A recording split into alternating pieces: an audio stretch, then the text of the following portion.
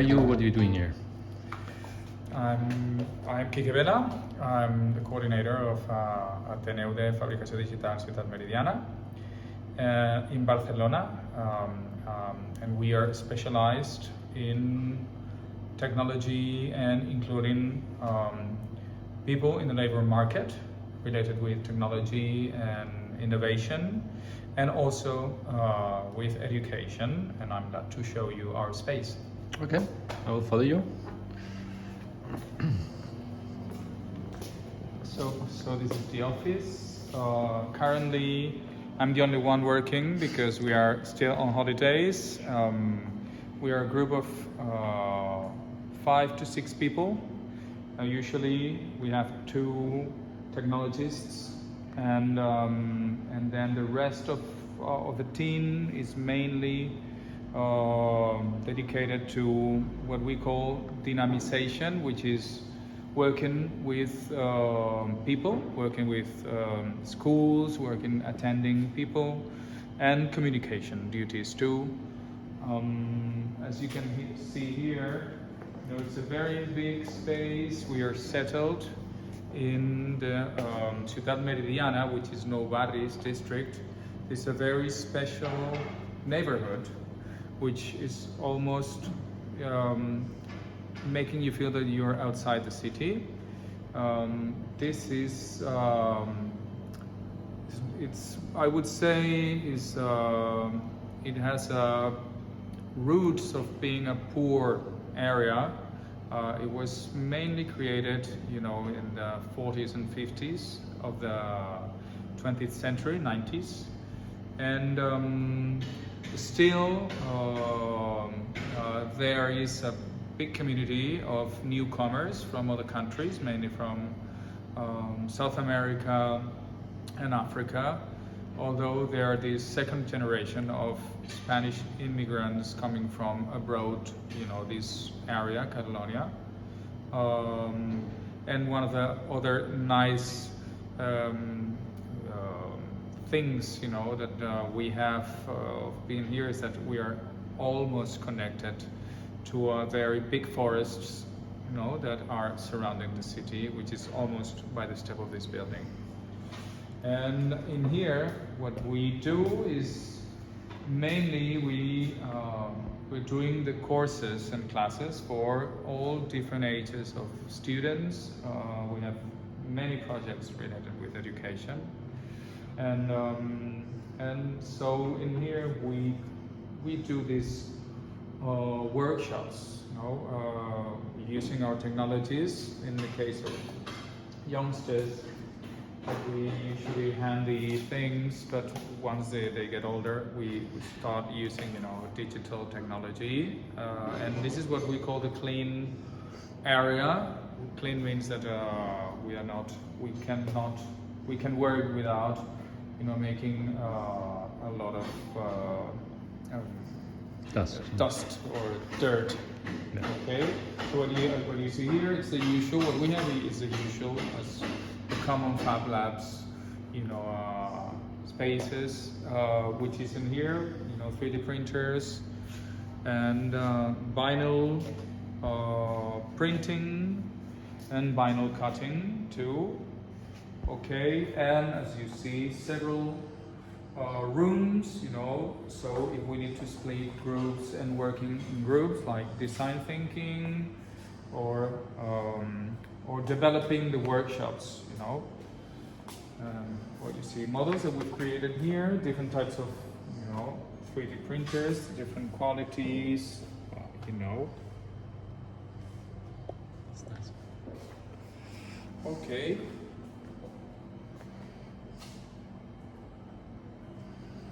Okay.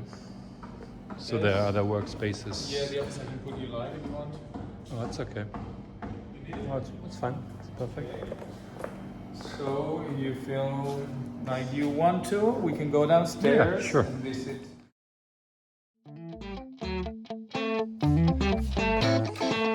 This is a prototype we're working on for a car.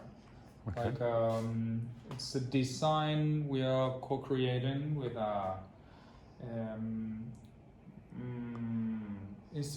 institution who are teaching designers to industrial design, okay? Mm-hmm. And so this would be like the first model to develop and see, if it's, nice enough. It's done by the milling machine.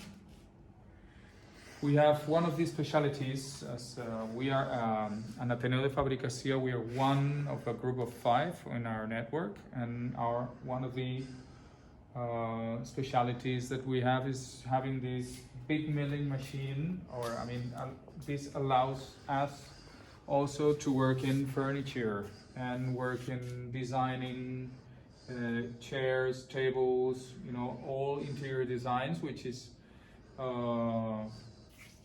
other, Fab Labs in the city don't have.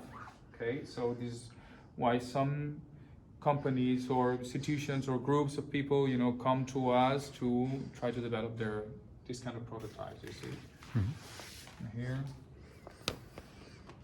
Looks very clean. Yes, it looks clean because it's summertime. It's summertime. Yeah. We cleaned before going on holidays. Yes, Okay. It's not that clean, and of course, there's much people here every day. Sure. Okay. There's another milling machine, this small one, this is the kind of usual you would find in the other Ateneus and the Fab Labs. And so we have the laser cut machine here. That and some models that we are.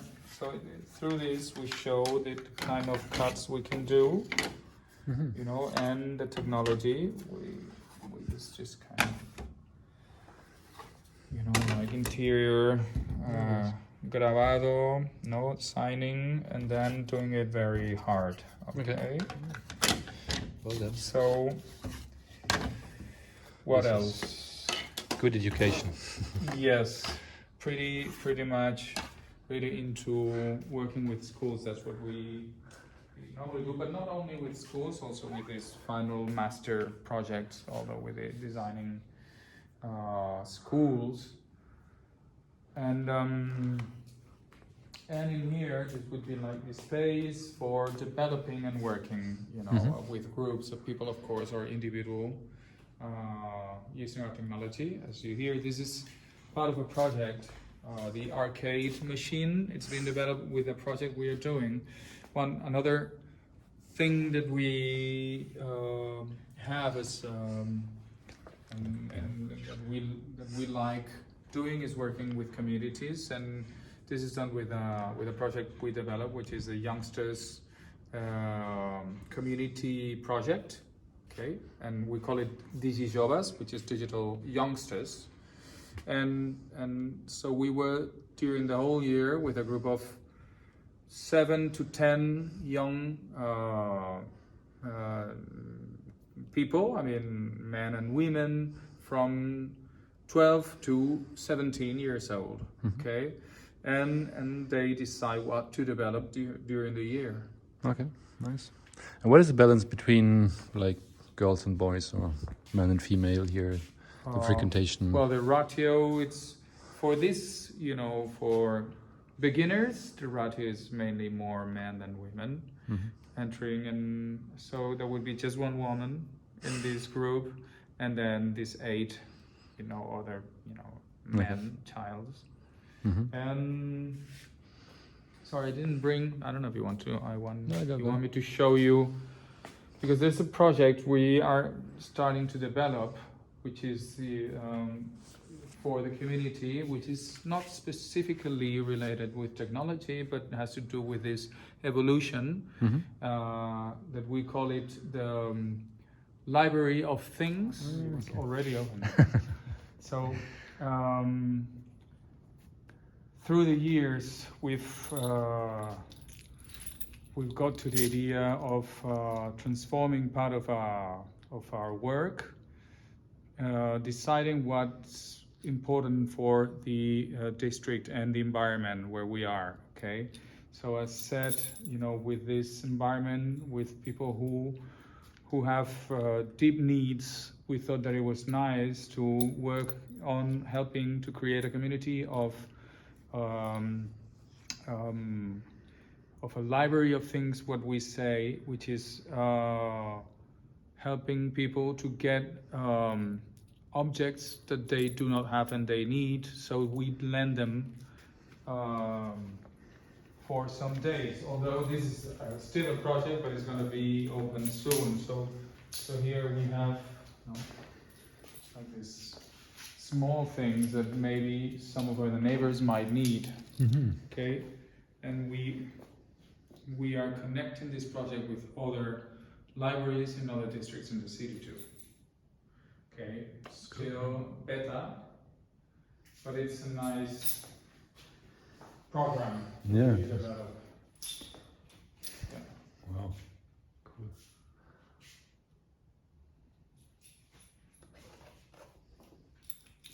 Yeah.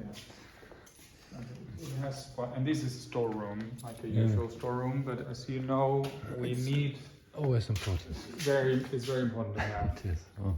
storerooms in there. That's part of a project we developed with Luthier, also community project for instruments, and that's going to be, I hope, in 1 year another program, which is our prototype help, based specifically on instruments, on music, but not only organic instruments, but also electronic instruments. Yeah. These are instruments. These are cajones. Those are instruments, and Okay. those are bird boxes. Bird box, yeah. Okay, that's fine.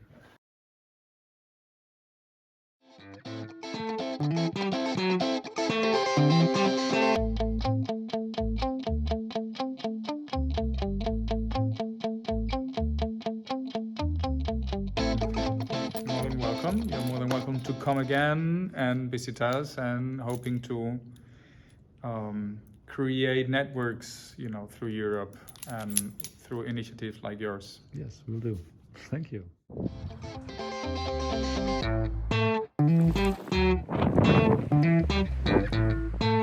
Hey Kaya, who are you? What are you doing? So my name is Kaya Kerner. I'm actually an academic coordinator of the online Master in Mass Timber Design.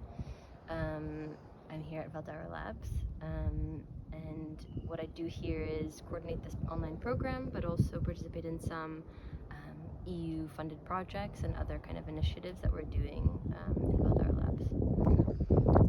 Sounds good. You want to show us around this fantastic place? Yeah, so this is essentially the big farmhouse, the Masia in Valldaura Labs. It was originally built in 1888, and it was originally a farmhouse. So the owner who actually built this also built a kiln to fire all the bricks that actually make up all the walls that you see in Valldaura. So you see these kind of like terraces that were originally kind of agricultural terraces for the vineyards that were here. So you see images from the late 19th century. It's completely clear, and all of this forest is actually new growth. So essentially, what we do here is we use the forest, we use the wood from the product that we take. Is kind of this initiative of sustainable forestry management. So what we do is we take the pine trees and encourage the oak trees to grow back, because the oak is a more old growth forest, and it is a more sustainable kind of product, which also encourages biodiversity. So essentially what happens here is that we have a group of probably 18 to 20 students every year for the past 4 years that collectively build this kind of prototype at the end of the year. So this is the 4th year that the master's program is happening. And through the year, they kind of learn about all these kind of sustainable building techniques. They learn about forestry management. They learn about different kind of metabolic systems. And then at the end of the year, they produce a prototype that they collectively build, which today, as you see, is being installed. Okay. So yeah, I guess that's kind of the background.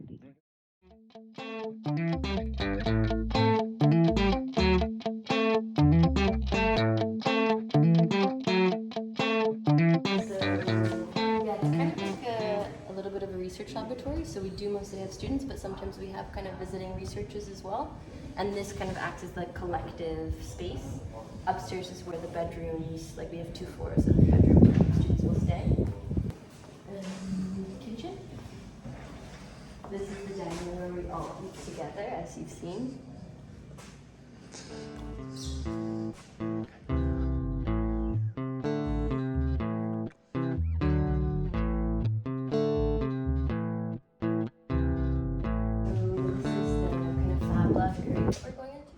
Yep. Huh? No, just what was this big structure there? Yeah, so this is actually part of the prototype that they're building right now. This is a bridge that's going to be connecting the road to the core of the structure. Okay. So it's a very long bridge. Wow. And this is all made with wood that has been processed here. Wow. Okay. And that's something that we can kind of go look at as well, how they process all that wood. Okay. Great.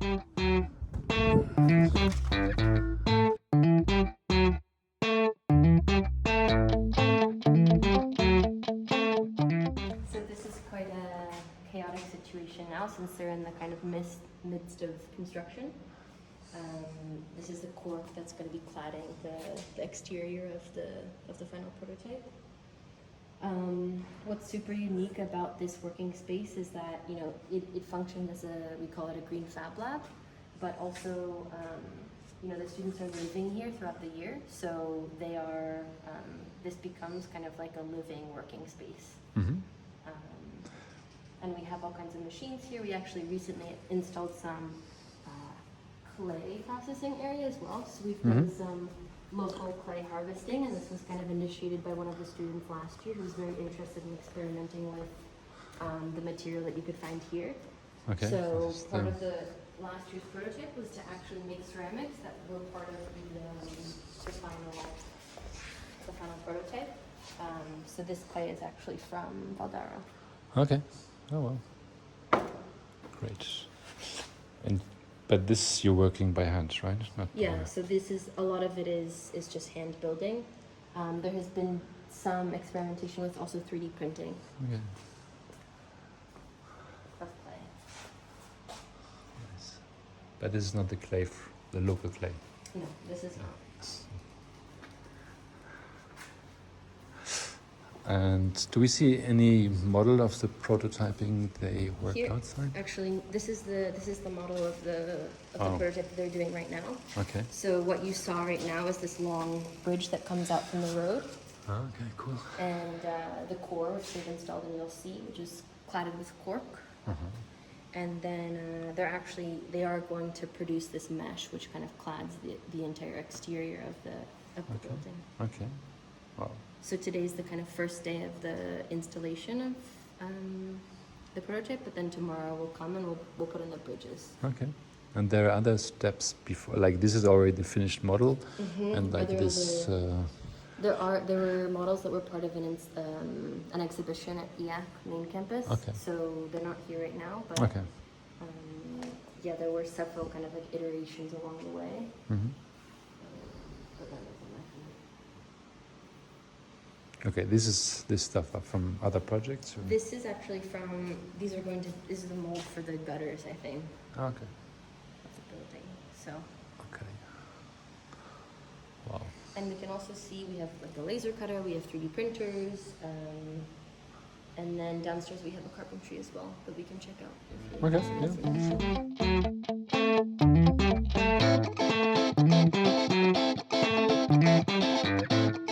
This is where we essentially process all the wood.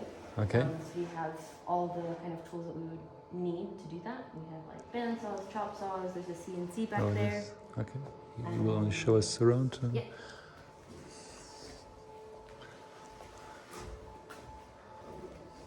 So this is where we like thickness all the material. This is where we're able to cut the material. And then a lot of the cork was actually processed on the CNC. Okay. And the CNC is also used to mill the panels in the right form to Mhm. put together for the structure. Okay. All right. Okay, cool.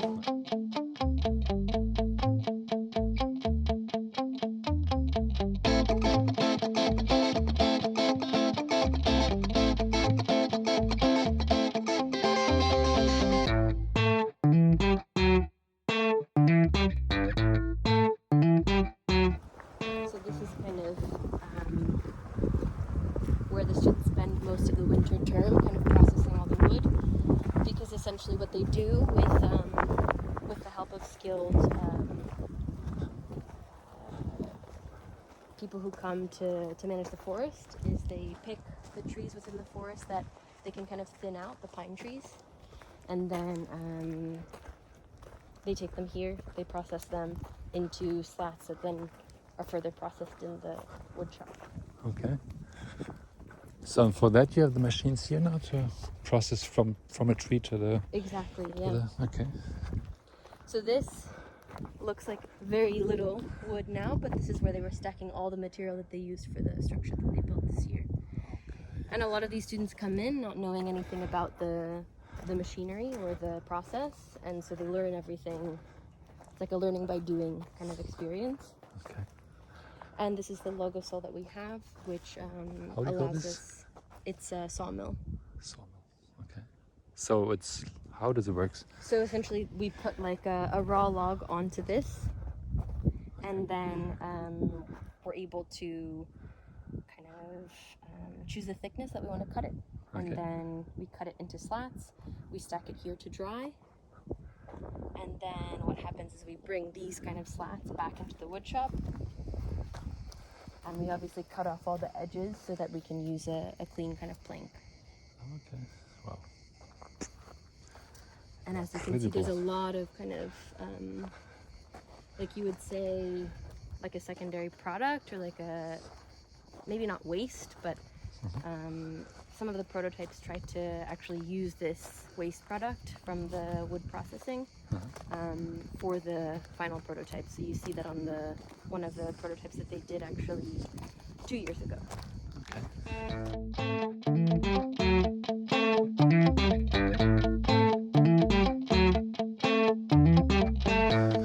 So obviously here are a bunch of like unprocessed trunks. They do a process of also traceability for these logs. So every log is kind of painted, and then on a map you can see exactly where each of these logs was taken from. So there's a very like hyper-specific process of understanding how you're taking product for the forest, or from the forest, and where it's going. Okay. This marvelous house there, what's that? So this is actually the first prototype that was ever built here.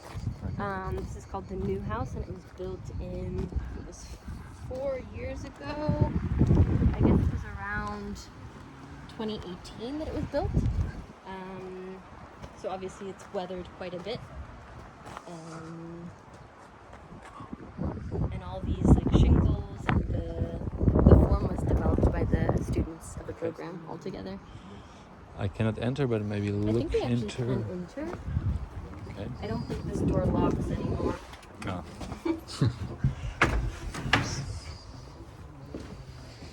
Wow, that looks smart. And this was actually before they got the mill, the sawmill.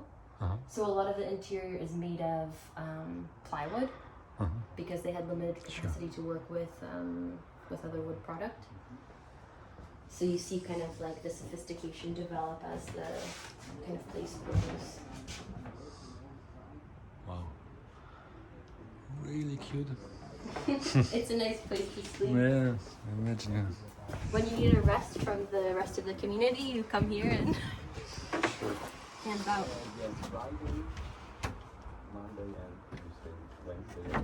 I'm gonna go through here. Hi. Hi. Hi. He's also a carpenter. Oh, nice. Nice to meet I you. used to work with him in Oregon. Really? Wow. 6 years. He wanted to see this place. When I told him we are working with him. Very cool. Yeah. Nice to meet you. Nice to meet you. Hi guys. Okay, this was a place This was here before, no? Yeah, this one. Yeah, so this is this wasn't developed by the Maya program, but this is also one of the prototypes that was developed by another program at IAC. And you tend to see that sometimes that there are other programs that come here and do kind of temporary installations or more permanent ones like this one, which is pretty cool. Okay. You can actually climb on it. You can, wow. If you can climb up. Wow. Maybe on this side. Okay. Okay. Yeah. Here we are. Yeah, so it's quite cool. Oh, incredible. And what was the idea on this Well, I think structure? essentially it's just it doesn't have any structure within it. It's just using the kind of tile and the mortar as the structure. So it's like a kind of kettle and bolt style. It has like a layering of the tile. And how do they made it that it's so that this how to say carry a person? I actually don't know how they built it because it was here way before I was here, but I assume that there must have been some kind of structure underneath it that was temporary that supported them to be able to build it. Sure. Okay. This is a hit with all the kids who visit.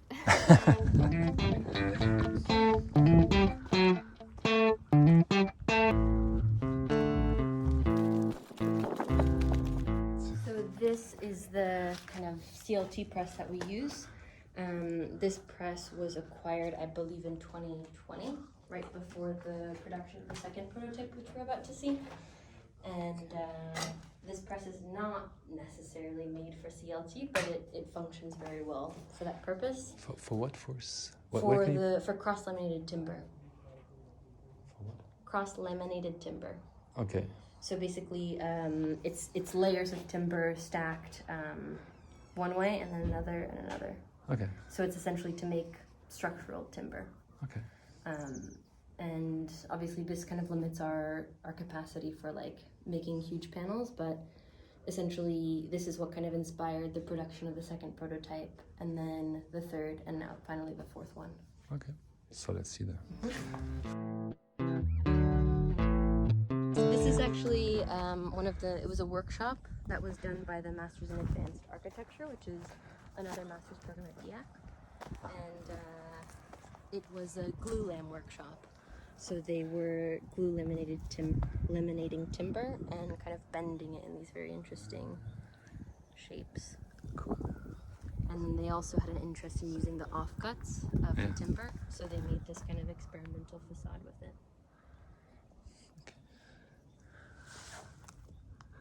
Cool. Framing the view of Montserrat. It's quite nice. Okay.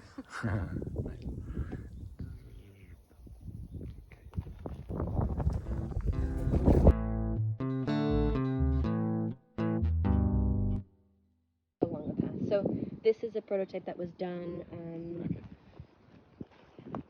actually last year, and this is a solar greenhouse.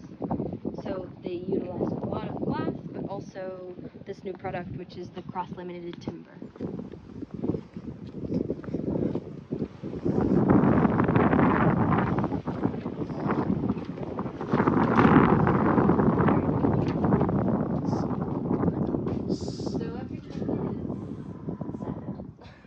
Right now. It's very hot, and I think we've been neglecting this a bit with the production of this prototype. But the idea is that we're using a little bit of aquaponics, and all of this stuff is actually growing in the waste, what do you call it? Sawdust from the wood shop. So it's just sawdust, and then there's actually some nutrient mixture, which is pumped into here through an automated system. Okay. And it works pretty well when we're maintaining it. And so the watering is also automatically? Exactly. Or? So actually one of the students from last year who did the second year of the Maya program, they developed this kind of system where they could use an app to turn on the water. And it had a system that would run like 3 times a day, and there's pumps underneath that I'll show you, but the water pumps through here and then slowly kind of trickles into the sawdust mixture. All right.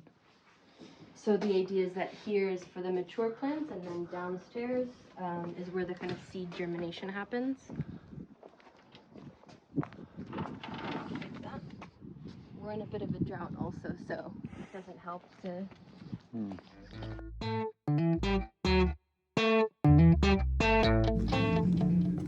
So this is basically where we would plant the seeds in here, and then these trays would fill with water, and they would water them 3 times a day. And this is the tanks where the water is stored. Okay.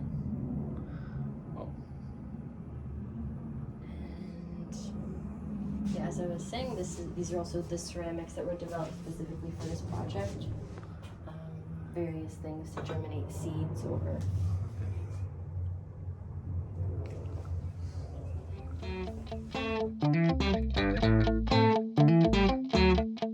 All these prototypes, they are documented, they are available, they're online, they're open source, or? So, yeah, they're all documented. All of the construction drawings are produced by the students.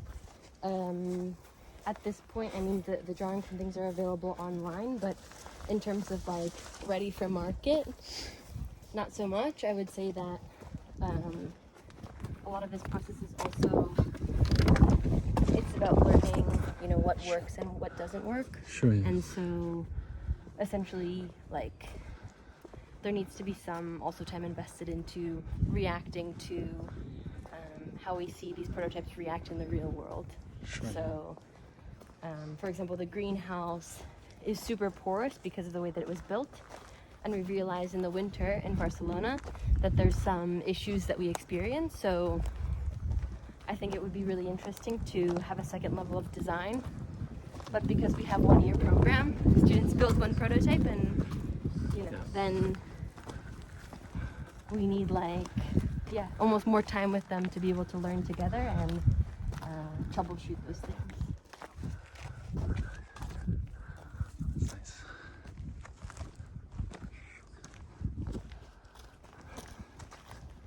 But we get a lot of questions like that, like, you know, can we build this anywhere? Like, can we take the design and can we reproduce it? And I think it would be a very excellent kind of Okay, but like business model. okay, but it's like it's open source and people could pick it up and further develop it, or? Yeah, essentially, yes. Okay.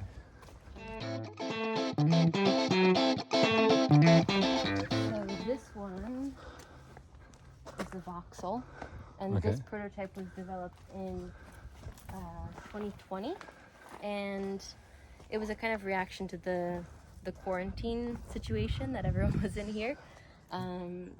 So the idea was kind of designing a quarantine cabin. And here they were very inspired by, like I was saying, the waste product. And so they used the skin, the offcut of the tree, to then create a kind of parametric facade. So it's a gradient kind of that reacts to the program inside. And then the way that it was kind of processed was burning it to protect it from the weather. Okay. Cool. And this one is kind of based on this pixel design. This one is locked, actually. Okay. So we can There's a way close to look inside. Oh no, I can just see myself. Okay. And this one is the first one that was using the Clt, which, as you can see here, is the different layers. Okay. Two kind of vertical and the. Okay. Cool.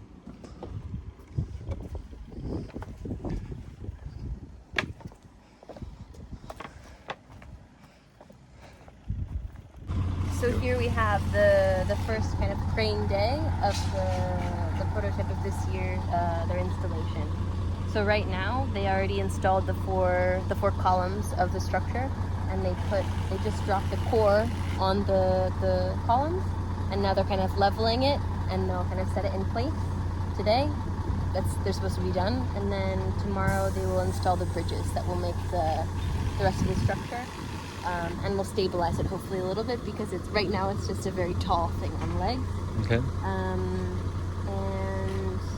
after that they're going to do the whole mesh thing that you saw on the model. And all of this stuff is, again, like the mesh will be produced by the students, it's designed, it's cut, it's installed. Mm-hmm. I don't know. Okay. You think we can see some pictures, even probably to speak there won't be, but just to see? We Yeah, can go yeah. closer, right?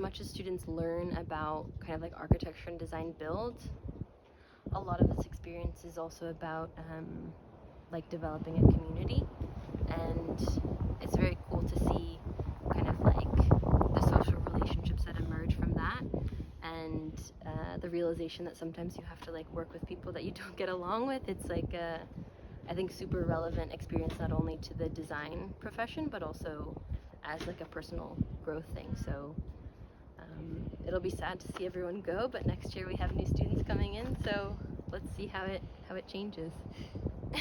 All right. Thank you very much. Thank you.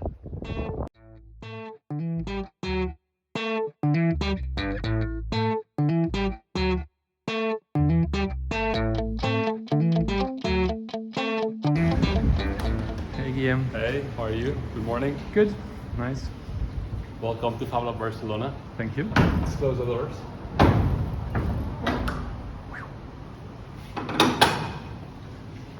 So here I'm with Pablo. Hey, Pablo. How are you? Nice to see Welcome. you. Thank you. Yeah, very nice seeing you here. Great. So, Who's showing me around? Both of yeah. you. okay, let's Great. show you around. Welcome to the what we call the first Fab Lab in the European Union. It was founded in 2007 together with the Amsterdam one, so it's turning 15 this year. We are celebrating step by step, not the past, but let's say the future or the next 15 years to come. And so just to give you a bit of context, you are inside the Institute for Advanced Architecture of Catalonia. The Institute is a non-profit focused on research and education, architecture and technology.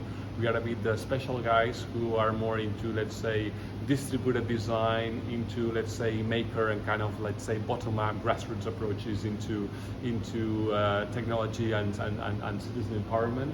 And yeah, let's tour the lab and Okay. ask questions. Follow you. And we don't want to repeat ourselves. So.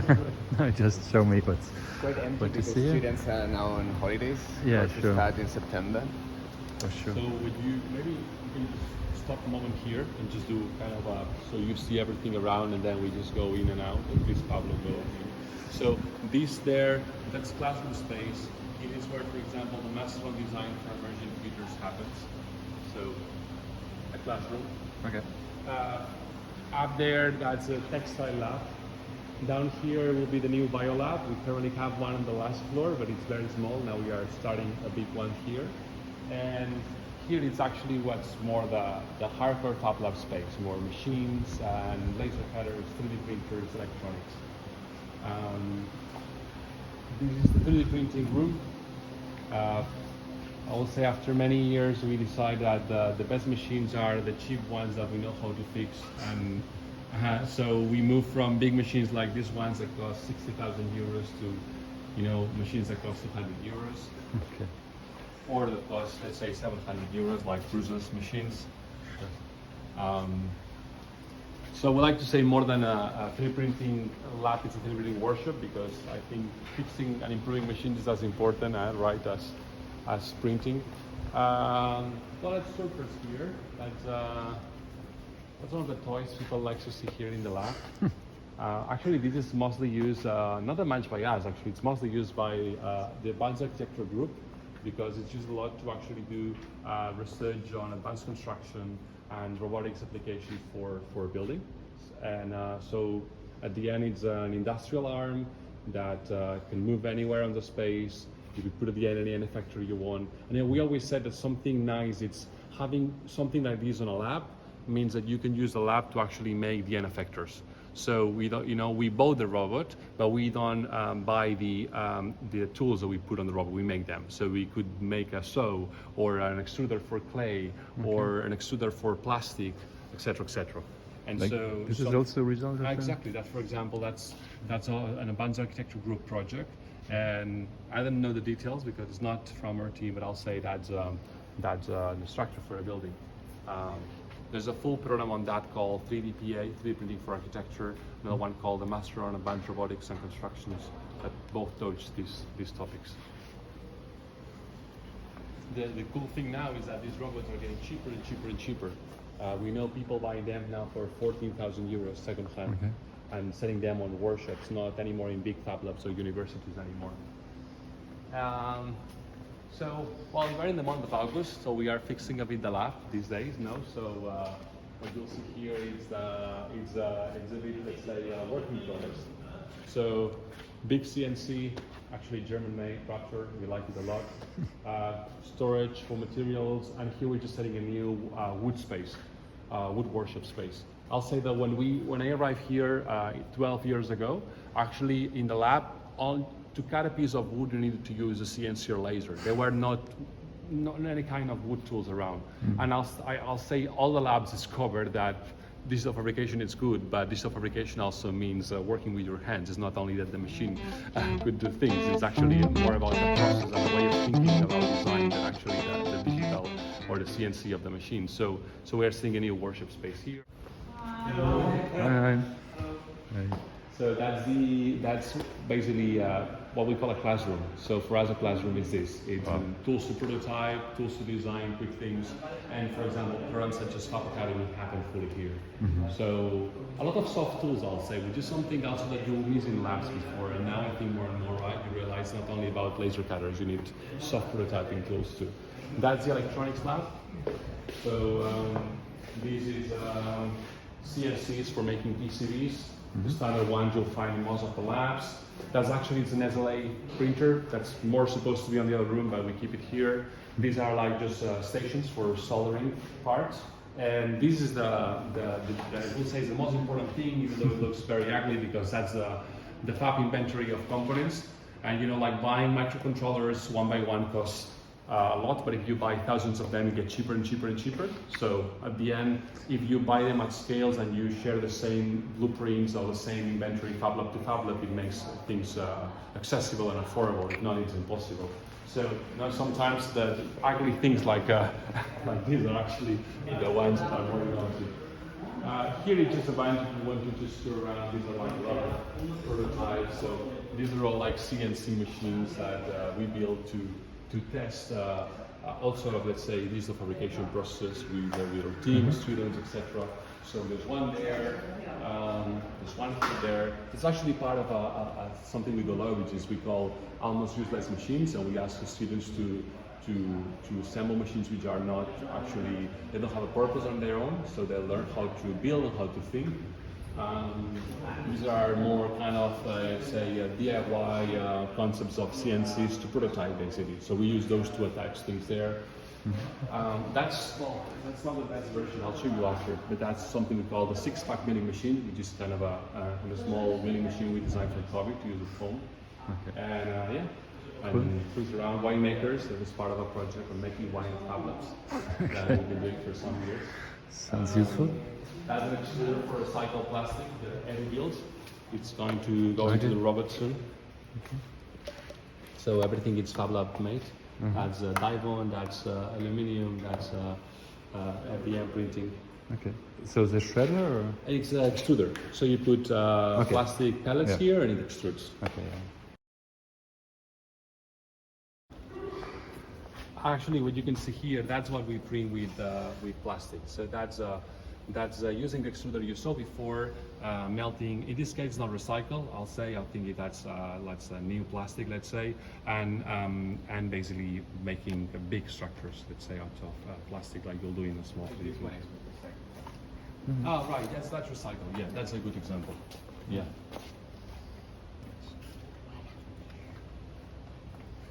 Okay.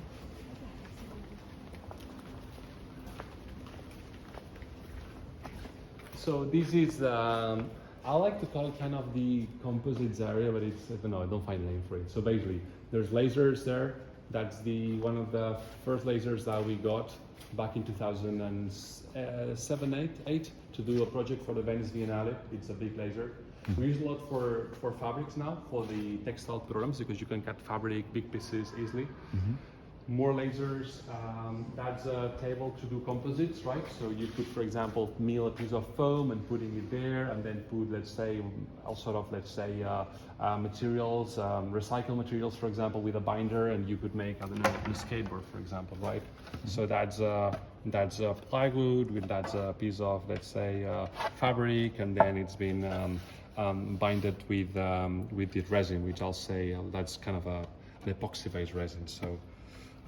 But you can make all sort of things like this there. And on the opposite side, that's kind of our precious plastic rig. So we decided that more than actually building a full rig, we're more about actually experimenting with it. So for example, that's one of the first shredders that actually I think it's one of the first precious plastic shredder that had actually safety measures. Like actually the machine stops if you put, let's say if you're trying to shred metal, for example, because it senses the amount of, let's say, torque it's putting into the motor. And now actually the standard precious plastic design, it has all these features.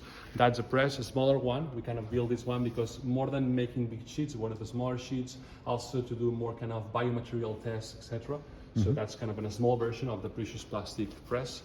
That's the kind of that's the prototype, I'll say, not of the first generation precious plastic extruder for making injection molding, low pressure injection molding.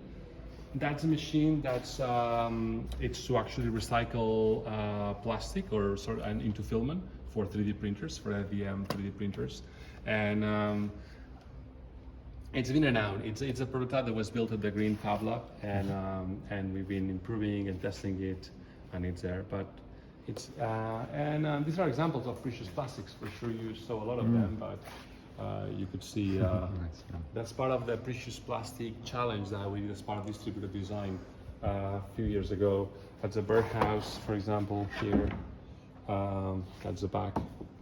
That's a nice one because we designed for schools. It also includes sensors inside to count how many birds go inside and outside using the Things Network. So it's kind of a nice small Fab Lab project. And these just inventories, stocking is also important. I missed it, but there at the end, there's that's the metal lab. Okay. Let's have a quick look there. That's a metal lab, just welding station, and so I think step by step we're using more and more metal too. I mean, it's good. It's something easy to recycle, and we use a lot. That's for example, it's a table. That's for a new kind of sensor they are designing for measuring the pollution on rainwater. That's a tool that needs to go there. That's a big saw for metal that will go there. Metal, and yeah, let's go up. Sure. Well, it's an industrial building, as you see. It's part of Poblenou's industrial heritage as well, and there are lots of different stories of what it was used for, but it was used for sure for ceramics at some point, probably storage facility at some other point. There's also records about it being used for metal work. So in any case, it's an industrial storage facility with also some workshop activities happening in the past, and it's cataloged in the as heritage value in the planning. Yeah, so I think the original building dates back from the late 19th century, and then there was a big refurbishing on the 50s, more or less, which is where they made the facade. And then Aya came here in 2003, where they did also a big renovation of the building, and more than needs to come for sure. Actually, just taking advantage we are here, just so you see also with results. That's a Roaming project. That's this project called Roaming Robots for Microfarms.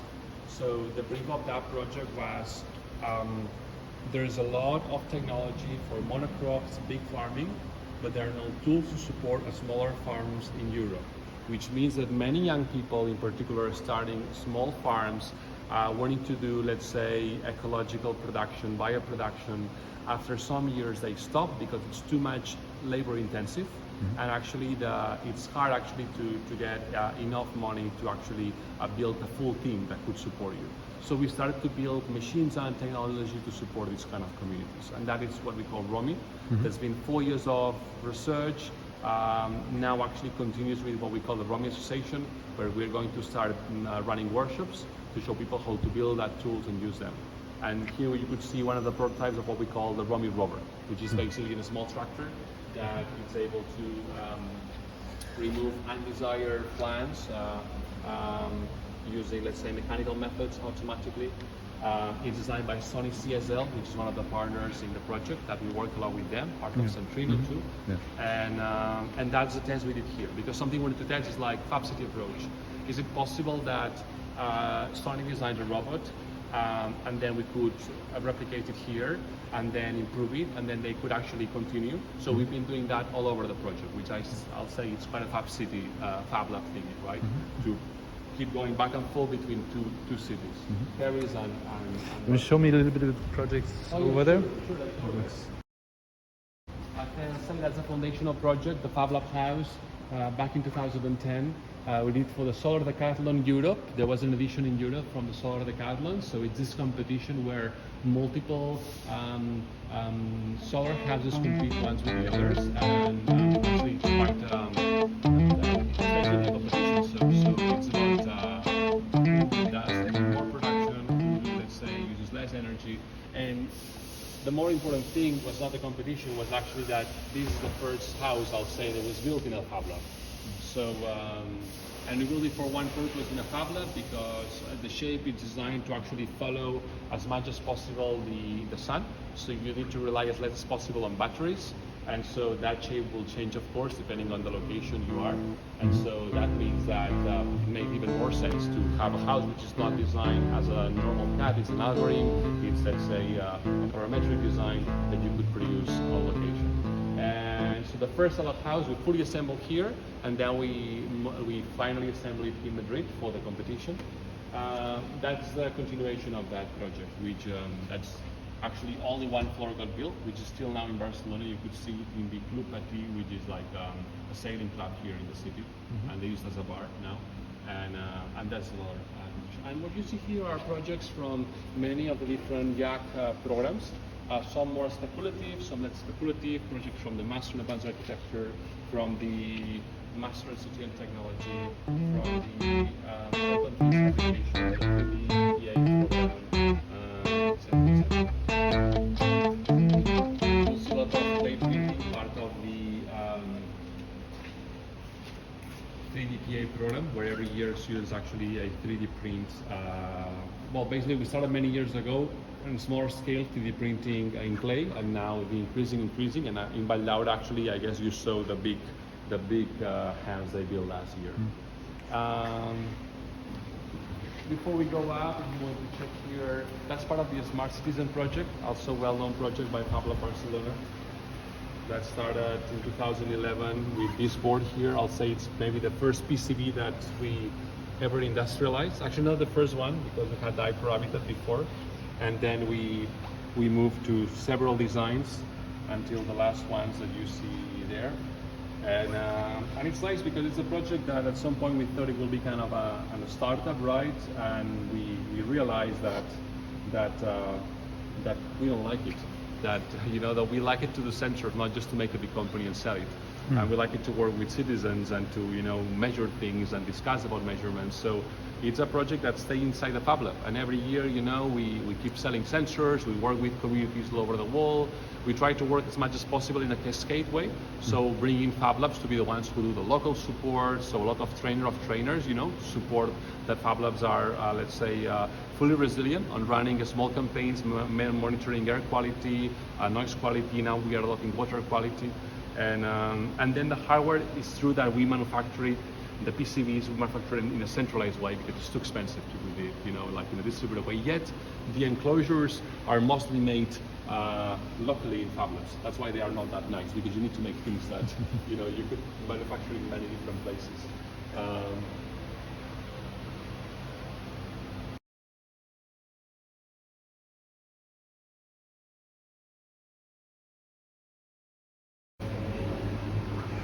So, here, Fab Lab Barcelona team.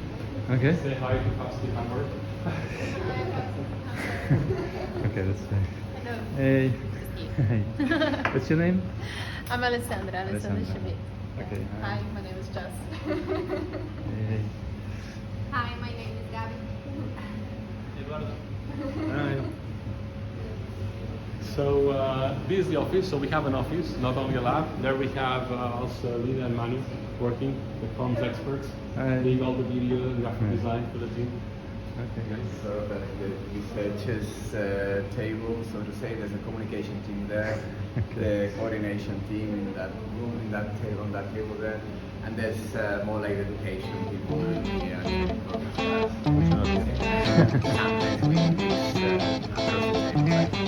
we have also a hybrid profile sitting here. Like this one. Great. So that's every year in the distributed design platform we edit one book. So we've been going from Fab City to distributed design. This one we did for the COVID year, documenting how actually makers supported and challenged existing solutions and provided better alternative, I'll say, to be more resilient in pandemic times.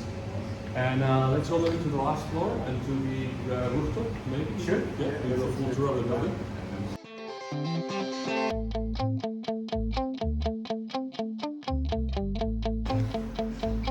Hi. Gonzalez.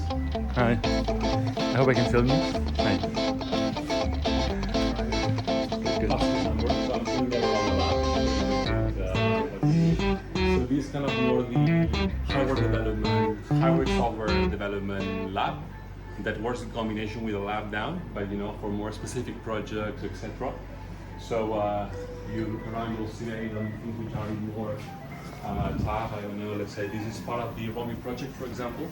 That's part of a cable boat that goes through on top of garden fields and scans them, and we use that actually to train the AI models to then build systems for monitoring crops better. So and everything is Fab Lab made, so that's it shows also way what you could make on a lab. These are more sensors, part of the Smart Citizen project to be shipped. A lot of them here.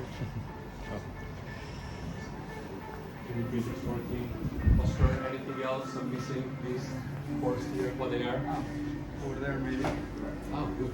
These are stations that measure water quality and have different types of sensors, even a GPS in case that you want to put them on a boat and measure while sailing.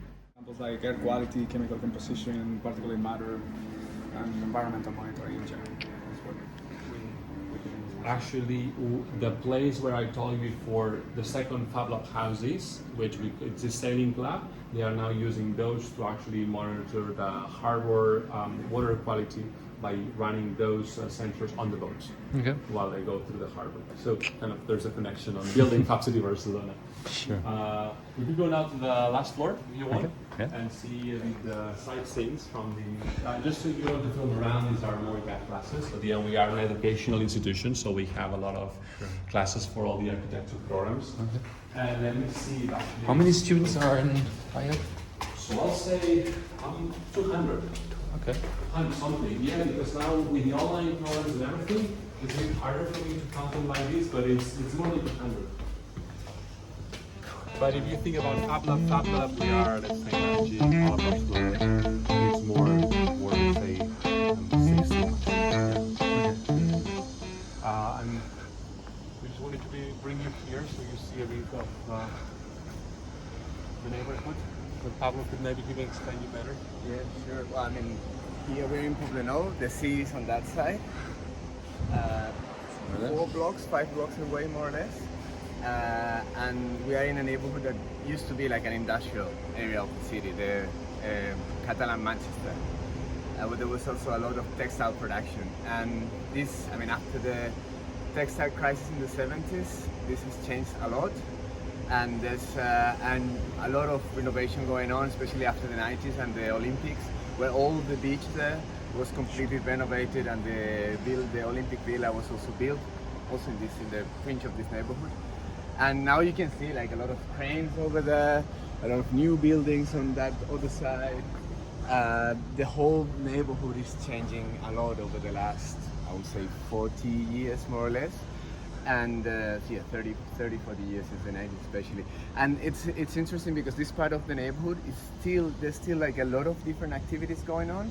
I mean, there's a lot of small workshops and productive spaces. At the same time, a lot of creative industries and companies moved in the beginning of the 2000s because of cheap rental prices here.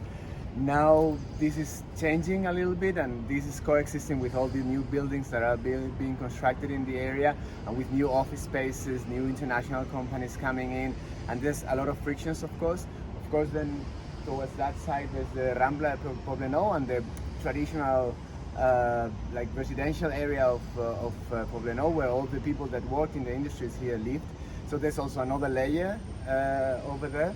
So and then I mean, towards that side, that is closer to sort of Diagonal and the Forum and San Martí de Provençals and all that area, there's a lot of renovation that has already taken place. So there's a lot of new residential buildings, not office space towards the Diagonal and the Forum area by the sea, but there's sort of this like tension in between that area that has already been renovated, the center of Barcelona that is on that side, and also the Villa Olímpica there, and that makes us be like a little bit in the middle of all these forces, together with all these other layers that are in here. So I mean, it's a complicated and complex neighborhood, but at the same time a very interesting one with a lot of ongoing things, and we are sort of one of these layers trying to interact with all these different actors, trying to make sense of the whole ongoing process of renovation, and trying to also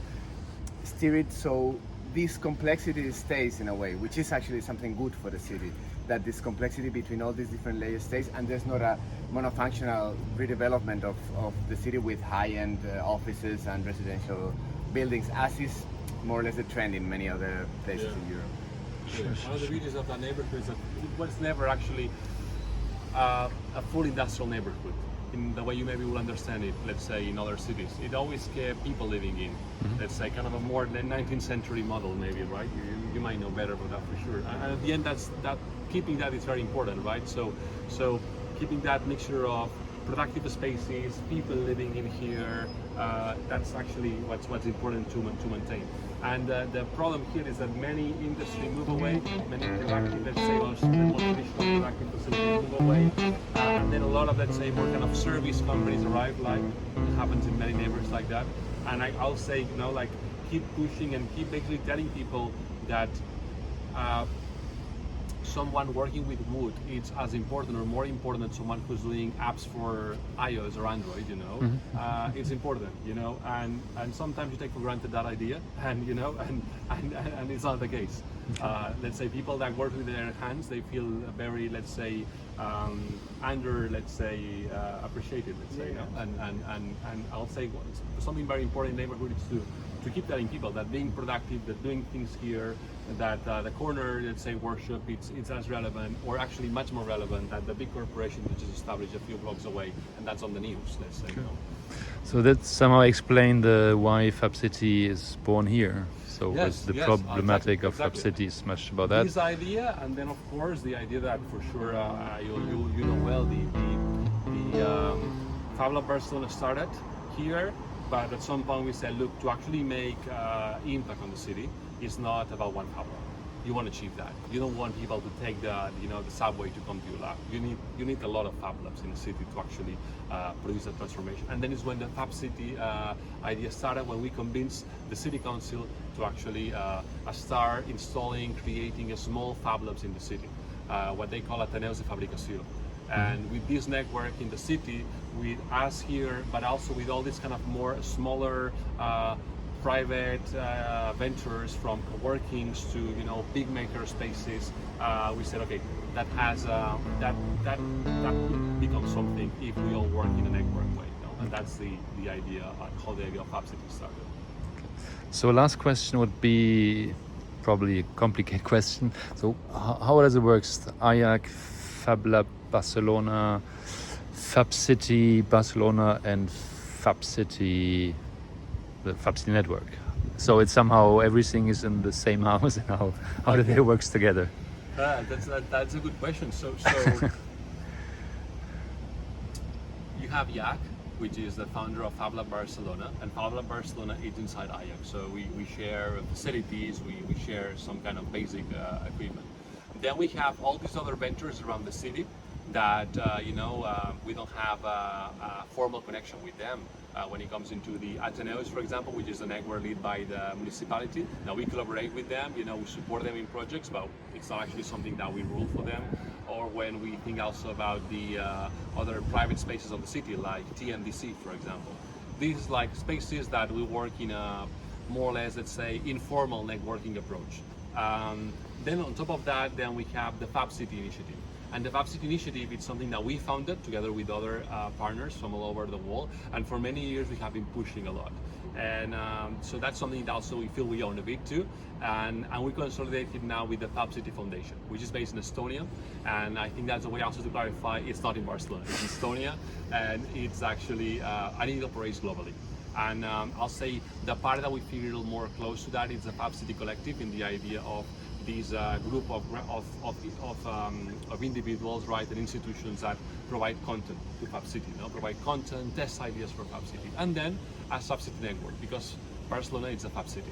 So the thing now is that one thing is to call yourself a Fab City, the other thing is to do projects that support the idea of a Fab City, and the other one is to actually structure a framework for that, and that's what we are doing now with Centrino and with the Fab City Hub Barcelona.